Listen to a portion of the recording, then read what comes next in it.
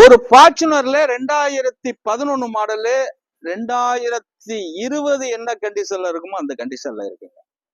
2020 என்ன கண்டிஷனோ அந்த அளவுக்கு குவாலிட்டி இருக்கும். 2011ல இந்த அளவுக்குலாம் நீங்க வண்டி பார்க்க முடியாது.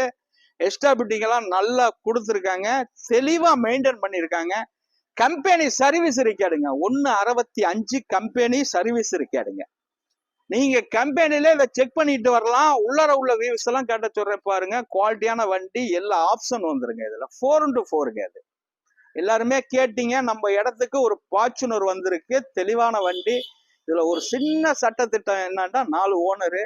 இந்த ஓனரை பார்க்காதீங்க, இந்த வண்டிக்காண்டி தான் இந்த வண்டி. அதுக்கு தகுந்த ரேட்டு சூப்பரா இருக்கும். அலாய் வீல்லாம் பெரிய வீல் போட்டிருக்காங்க.